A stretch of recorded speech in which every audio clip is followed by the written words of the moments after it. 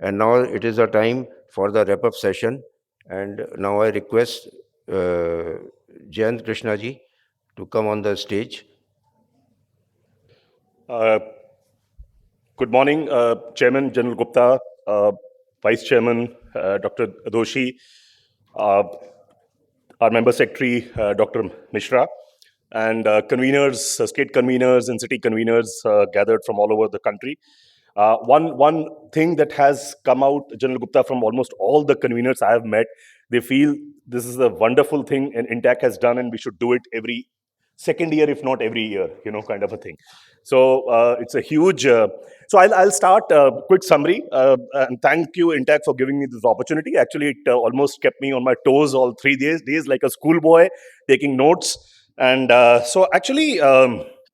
The chairman started the session, General Gupta, a very, very inspiring address indeed, where he highlighted some of the key projects all over the country which Intac has taken up for conservation, both tangible as well as intangible.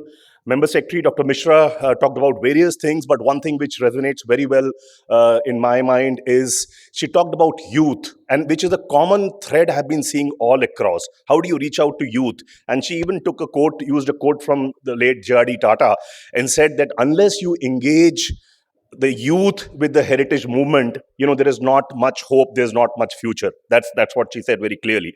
I was particularly impressed with Mr. Anirudh Kensetti, who was the keynote speaker. When I heard his name and saw him, I thought, what a mistake Intac has done, such a young person, 27-year-old. But believe me, it was such wisdom packed, from the 27-year-old boy, the kind of inputs that came, they were so important. He very clearly said that today's youth, you have to take it along, and youth has that answer. Youth has this, this issue that what's in for me. Unless you are able to address that effectively, and unless youth get connected for the cause of heritage, there is no salvation. And somebody did mention that the average age of people sitting here is 50 plus or perhaps 60 plus. But how we need. He talked about how a country as rich as India, still the content on internet, the content in the digital space, the content on social media is painfully low, very less, despite such a rich heritage that we have. He talked about how it could perhaps the trend be reversed. We create more web content on our heritage for the youth in India, outside of India, and then they develop interest, because that's the language they understand. That's what people do. Young audience, anywhere you look at, even if it's a family reunion, they'll be hooked onto their smartphones. So why can't we reach out to them through web content, and then the interest that will get aroused will take them to books, and subsequent as the next step, perhaps they would do research. They would develop a responsible economic model, around culture or tourism and things like that. Very impressive. He mentioned about very often there is a tendency in India to glamorize history. He said there is no need to do that. You have to present a very humanistic, picture of history, which is full of warmth. We can use humor big time to drive home simple messages and stories. He talked about the national innovation policy which has come into being, and how there is a money now available for creating electronic repositories, digital repositories. I think it should be leveraged big time to create more and more internet content, more and more digital content across the board. That's very important. There are public libraries where more and more content, especially on heritage and history, needs to exist in a digital form. He gave an example, which is very stunning. He said one particular museum in New York has an annual budgetary outlay which is more than the outlay for all museum and all cultural spaces in India put together. So where are we? We are still a long way to go. I think that's what he mentioned.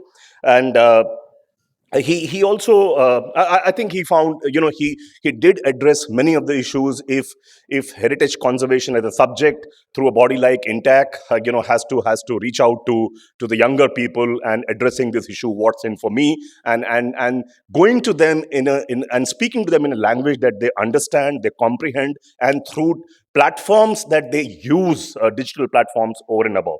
Dr. R.K. Ranjan Singh, the Minister of State for External Affairs and Education, he said several things, but the key thing, which is very, very important, is he said that, he found the impact of Indian culture not just within India, but in neighboring countries, many other countries in Southeast Asia, and so on and so forth.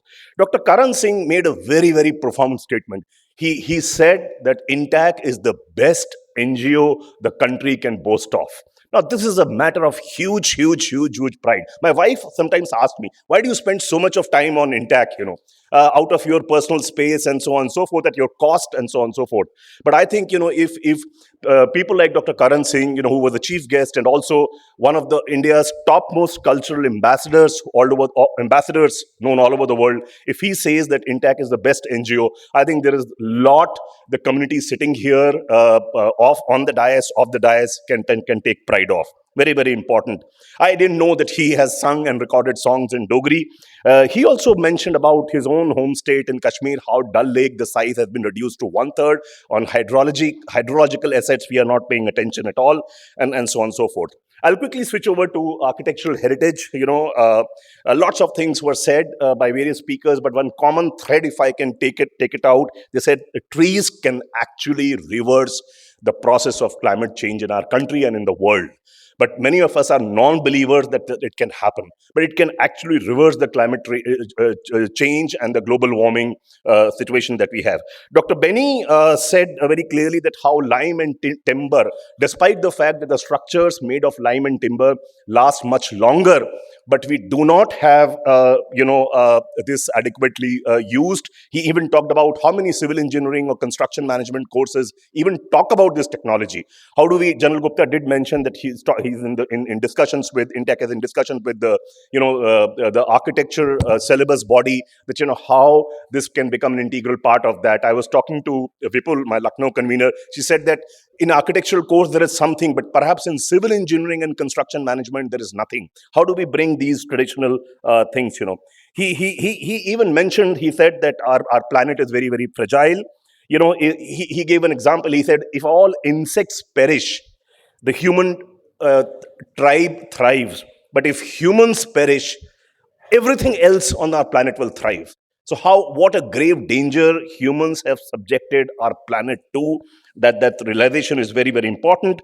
He talked about how the old conserved buildings have a much better energy saving and carbon footprint data vis-a-vis the new, even the platinum rated newer structures.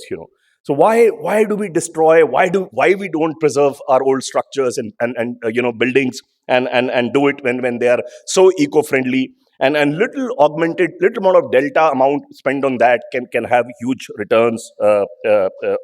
Dr. Neil Kamal mentioned something very important. He said that Intact Charter was a pathfinder not just for India but for countries in the neighborhood. He said, there was no documentation, there's no charter available anywhere in Southern Asia, and Intact was the pioneer. He said these are very, very good doctrines and guiding principles, but the need is to convert that into operating principles, into guidelines and things like that. That he said very, very clearly, and that's very, very important. Also, Mr. Koshnath Adhikari, he talked about the work in Nepal, a lot of conservation work that is happening there with the help of I think it's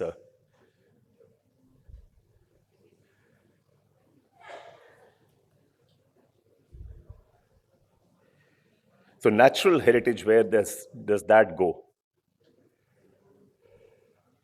Anyway, I have my notes. So natural heritage, Dr. Ashok Khosla talked about a few things. Important among them were that not everything which is old is good and worth conserving and saving. He gave the example of the treatment to animals.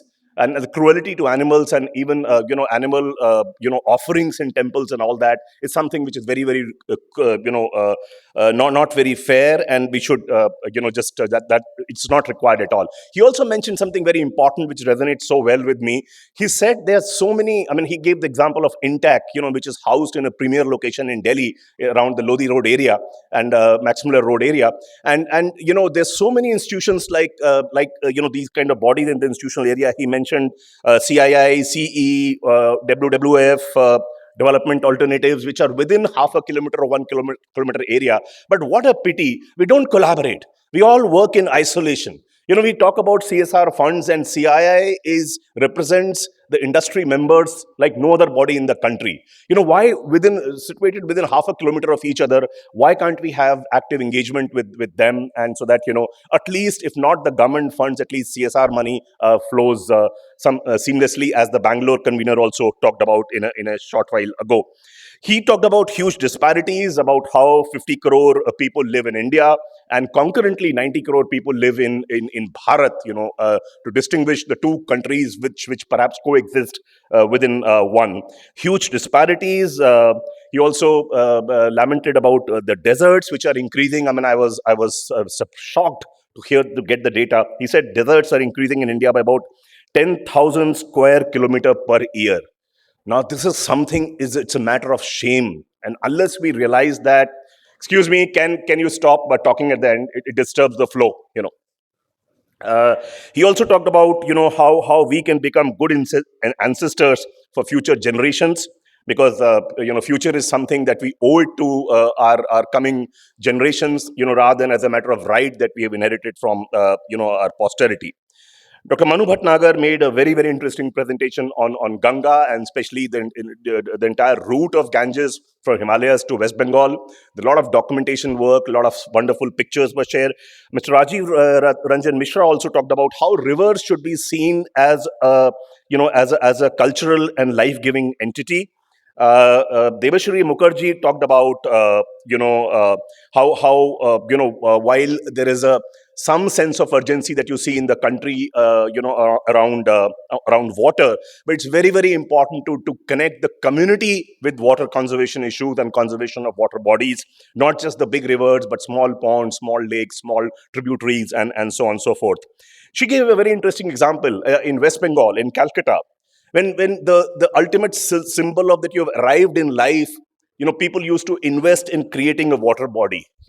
Why is it that these traditions are dying? Because that's how that used to be some kind of a giving back to the society. Since you have earned, you are reasonably rich, and you have arrived in life. Why can't these kind of traditions be revived, and also become a part of day to day life? India has some of the richest people in the world living here, but why is it that heritage conservation is not on the top of their minds? It's not top of the line agenda for them. I think it's very very important. He talked about how different states have shown a great degree of ownership when it comes to groundwater recharge schemes of government of India. But still, unless we connect that into community, it will just be like in the laundry list. It will be a tick that different states have done, and not much would change on the ground unless we have measurements in place, systems in place, and measurements in place that how the groundwater level in different parts of the country improves.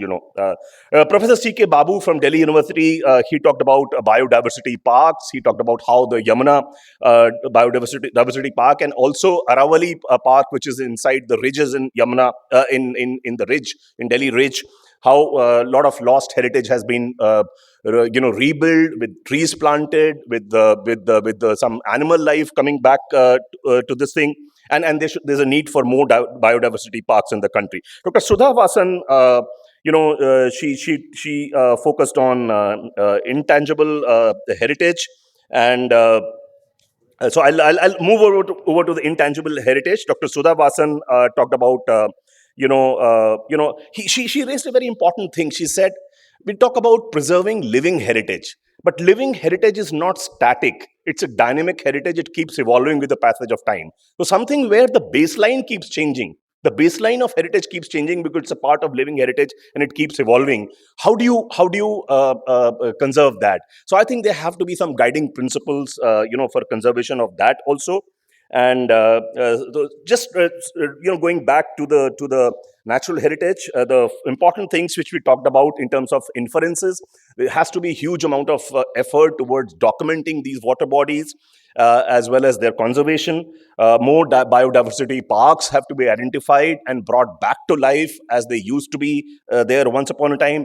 Community connect is a very, very important thing. No heritage movement ever sees the light of the day in terms of final completion, completion as well as sustainability of what has been conserved, unless you have interlinkages with the communities well established. This also came across not just in the natural heritage session, but all across there. Uh, they also talked about, while it is always good to learn from the West in terms of conservation principles, but we should not blindly ape the West, because we have to look at what is relevant to our country and always contextualize it to India and Indian needs. If I move to the intangible, heritage now.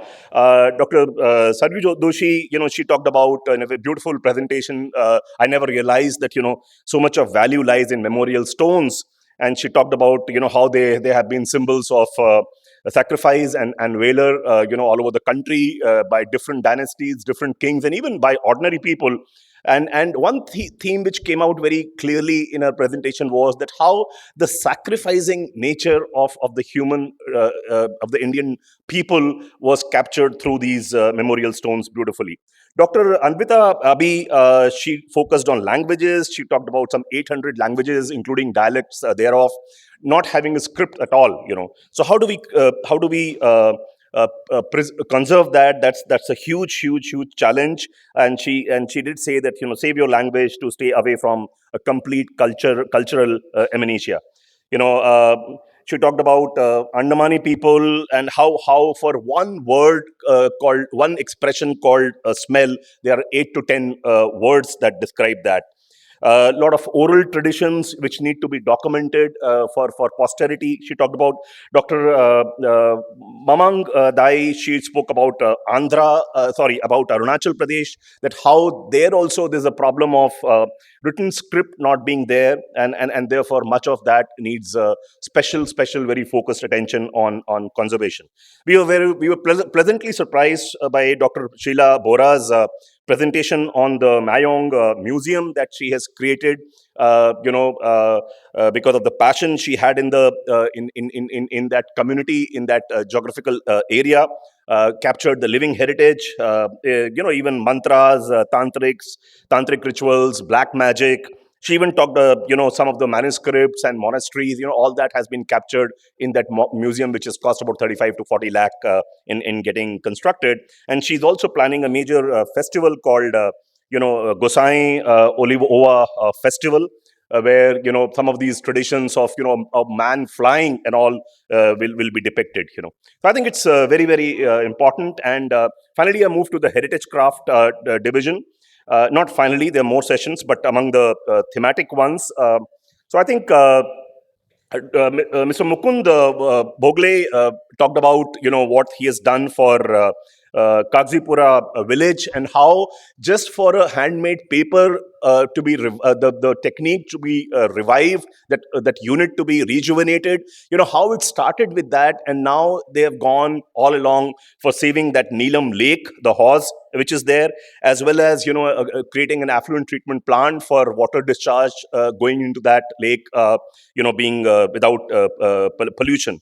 Uh, one thing which people through Q&A session came clearly, that there should be more such measures for saving such dying arts in different parts of the country. Nitin Panmani talked about how a Gwalior based almost all women initiative called I Tokri is providing e-commerce platforms to handicrafts all over the country. And if memory doesn't fail me, I think he talked about 125 product categories that he spoke about through an online platform. And more, the whole problem is this country has such rich weaves, handlooms, handicrafts. That the more the more seems to remain to be done, and more products. The people sitting here, if you feel that some of these kind of for want of a better word, cultural or creative products need a market through e-commerce platforms, please connect to Nitin, and I'm sure, being a part of the Intact fraternity, he will hugely ensure that these products are onboarded onto his platform. That's I Tokri. Ambika Berry, she spoke about lots of about how the waste flowers are being used for agarbattis, and more chapters, because every chapter has temples where these floral waste, after being offered to the god, is just it languishes, and there is no proper mechanisms for its disposal. How can we use it? And agarbattis are used in homes practically all over the country. So why can't we use that for creation of agarbattis and lobans and so on and so forth? So I think perhaps they need to create training awareness and training programs elsewhere also. Katyani Agrawal talked about this very, in fact, let me confess, although it happens in western part of UP, in Mathura, Vrindavan, and Braj, that she talked about, this, especially the water sanji that she talked about, I never knew about it. And amazing work in terms of patronizing those artists, and so on and so forth. Uh, so I think I will now move to the state conveners session, where chairman did start talking about some of the bylaws changes which have been made. Like family members, not more than one family member can be there in the GC, or in the even in the chapter executive committee, and so on and so forth. He also talked about how foreign nationals cannot be a part of our GC, or any of the chapter, and so on and so forth. Some of the amendments in the GC representation for states which are not adequately represented on the governing council. He talked about a committee which has been constituted, and they are looking at this, and how some accounting processes also need to change, as the incomes of chapters need to be integrated in the overall Intact entities books of accounts. Suresh did mention about in Tamil Nadu, what they're doing in terms of engaging with the youth. And again, this connect with the youth is a common thread all across that I heard. In HP made such a beautiful presentation that many of us felt perhaps the next convention of Intact should be held in somewhere in Himachal Pradesh, because of such beautiful slides and so on and so forth. That's what Malvika Pathania did. Shikha in Haryana did answer this question that a lot of people say, "Oh, Haryana, what the hell? What heritage you have in Haryana?" But how beautifully she presented that, a lot of in Harappan, Kurukshetra, the battlefield, Balakot, Panipat, all these Haldigati. I mean, lot of imagery can be created around that in terms of war tourism, and a whole lot of things could be done. It was amazing to hear that. Meghalaya, Dr. Madeline Tam talked about how do we document root bridges, caves, and many other heritage entities in the state. And one good practice which came along, if I'm not mistaken, perhaps not in that session, some other session, that how state government is funding many of the Intact activities in Meghalaya. So I think that's a huge thing. I hope other state governments also take cognizance.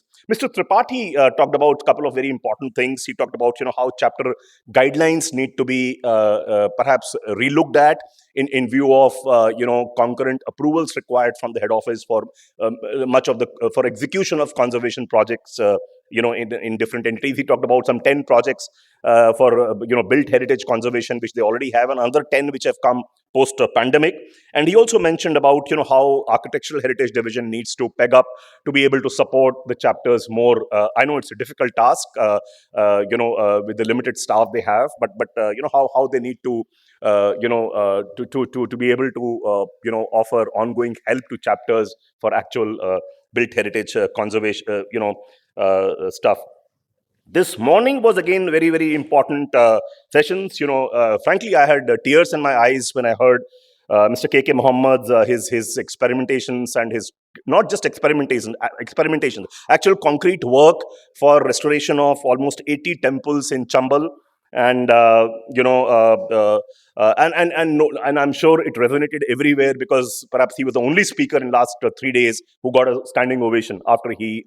So this is our country. I mean, I don't want to speak that a Muslim gentleman working for conservation of Hindu temples. This is the essence of our country, actually. Where different communities, different religions have coexisted and survived. I think they couldn't have been a better example than that. And what a beautiful before the intervention and post conservation intervention, the pictures that he shared. It was difficult to imagine that something as beautiful as that existed before. I was so, it was so heartwarming. I can't even describe it fully. Mr. Anil Dheer from Odisha, he talked about the documentation of Jagannath Sadak. Very, very engaging presentation, in the sense that it always being, I mean, bulk of my career has been in the corporate sector. I felt it was almost like a supply chain, of it. Look, a lot of people say it's a standalone temple in Jagannath, in Puri, and a yatra. But how the entire yatra is a part of a huge supply chain, where there are cultural assets, where there are dharmshalas, there are temples, there are lots of other steps, handicraft, handcrafted stuff all across, the big, the long yatra route, and idol making, and so on and so forth. It was very, very interesting. Mr. Raja Bhasin talked about, again, the same thread.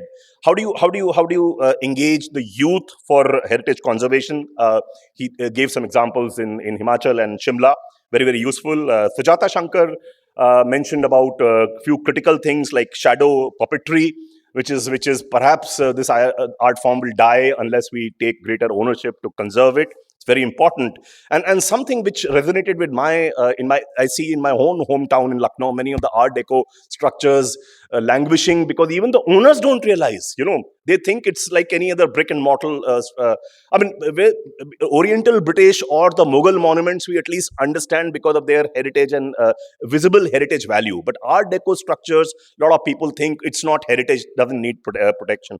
I think it's we all chapters. If you want to take a promise from us, Sujata, we would like to document art deco structures, and in and leverage the learnings that you've had in Chennai and elsewhere. Dr. Rajshekhar Reddy talked about the geo heritage conservation and 5 geo components that he talked about: the geodiversity, geo heritage, geo tourism, geo conservation, geo parks. I think very, very useful indeed. Mr. Vijay Kumar, again, I don't know whether he has left or not, of India Pride Project. How do you bring, your own gods back to India? And it was a very, very heartwarming thing that, how the efforts of his body have resulted into many of these very, very priceless, idols of gods and goddesses, which were perhaps stolen, or as a loot. They went outside of India, and they were, or some within the country as well, coming back. It resonates with Mr. Mahavir is here from Gorakhpur. How in UP, all these police which has confiscated such statues are lying, languishing, in jails, and they don't know what to do with that in opens, because they don't have storage space. They're lying in open space, with the rain and sun falling on it. It has been happening. He has done some good work in Gorakhpur. For those of us who want to leverage it, it's happening. I'm sure not only UP. This must be a phenomenon all across the country. And how we could leverage those learnings and take it beyond. Dr. Meera Iyer, being the last speaker, I think she beautifully presented that how do we need to leverage the corporate social responsibility. As you know, 2% of your average net profits, the average of last 3 years, you have to compulsorily invest in CSR. How those funds could be, leveraged for conservation projects. Couple of things I really liked in her presentation.